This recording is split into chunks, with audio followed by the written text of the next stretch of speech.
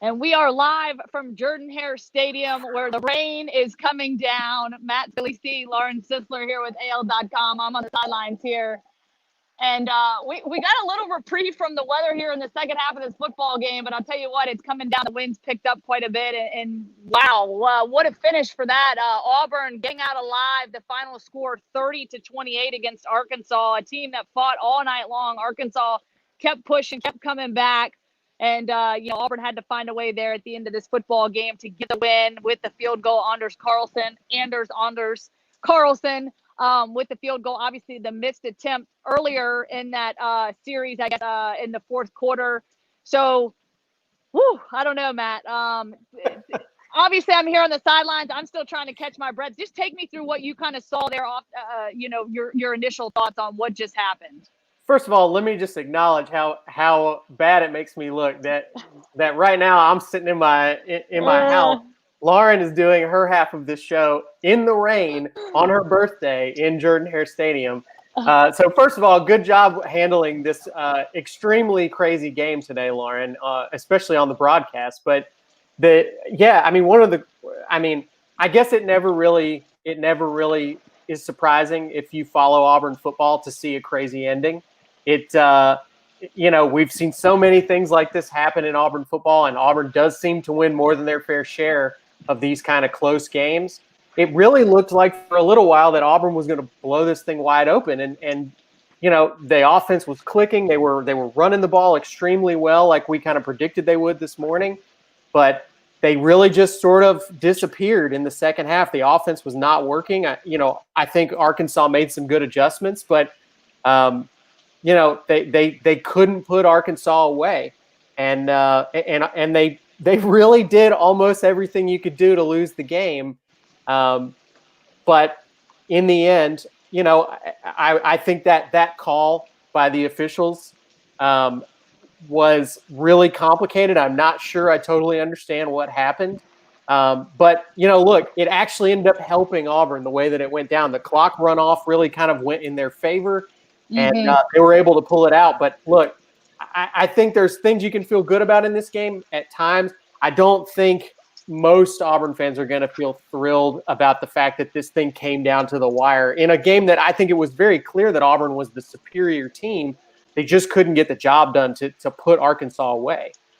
Yeah, no doubt. And I talked to Bo Nix after the game, and, you could just tell there was frustration there. Obviously, thankful that they got out of this one alive. But you kind of said it off the top. I really don't think this is going to be an Auburn football team that is going to be pleased with really their overall performance. They get the win. Obviously, that's huge. But at the end of the day, I think they still have a lot to work on.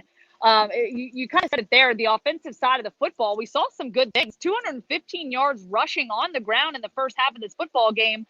And talking to Gus at halftime, he came out. He seemed relatively positive. He said, I like the way we're running the ball. I like the effectiveness we're having. Our running backs are playing well. That was the identity of this offense they wanted to bring into this football game. I think they got a lot of that in the first half. And we thought, okay, second half, even said the weather's calmed down. The weather's going to help us a lot with the rain and the wind really died down really just until the very last couple of minutes of this football game. And so we thought we were going to see more offensive production from this Auburn team, and it just didn't happen. I think there was 215 yards rushing on the ground at the end of the game, 259 total rushing yards from this Auburn football team. And so, they really are trying to get back to that offensive identity. And then, you got to look at the defensive side of the football, man. Arkansas was able to get some momentum shift there going into the locker room. We thought that I guess Arkansas's Felipe Franks really kind of stepped up. And there were a couple of drives that you watch and you're like, how in the world did they convert that into points? And I think that's kind of the narrative of the story. How did Arkansas do that? They were able to get it done and obviously put up a big fight. And I would say that, Auburn's definitely going to walk away from this one with some frustration and a lot of things they're going to have to work on and clean up in practice as they move forward in the season. Yeah, and look, this Arkansas team has been very gritty. They're a tough team. They're not the Arkansas teams that we saw under Chad Morris. They're obviously a lot more competitive now. That said, the talent differential is there. This Arkansas team did not have the same level of talent that was out there for Auburn today. I'm a little surprised Auburn was not able to more consistently have success doing, a number of things. Again, like you said, there was a time in this game where they were able to run the ball effectively. I think you want to see better than 187 yards out of Bo Nix in any game. I think Bo Nix is with the receivers he has around him, and I understand that the pass protection has not been there, and it wasn't really there today. But you got to get more out of your passing game than that, especially when Arkansas starts selling out against the run and stopping you. So you have to be a more balanced attack than I think what Auburn has today. It seems like when they get one part of their offense going, they can't get the other part going. So they're going to need to figure some more things out before they head on the road next week to play South Carolina. Yeah, and I think that kind of brings us to our last point. What are some of the biggest things they're going to have to work on? And again, there were some glimmers of hope with the run game, but Arkansas kind of got a grasp on that, was able to shut them down in the second half, not able to pick up the yardage. And then even some of the communication with the receivers, I think that was what was interesting to me, just kind of watching, Bo Nix communicating with Seth Williams, a couple drop passes. Seth Williams out of the gates against Kentucky, we saw this kid that was just like, wow, obviously those contested balls, and tonight they just weren't going in his favor. A lot of tip passes, almost an interception there towards the end. So it just wasn't the same, receiving group that we saw making some of those big time, catches as well. And again, I think a lot of that has to do with Bo Nix, the protection that he's looking for, and just his confidence level. I think that's one thing coming into this game. His confidence in his protections has not been there. And you go up against a Georgia team, you get smacked in the mouth, you want to come back here and sort of redeem yourself.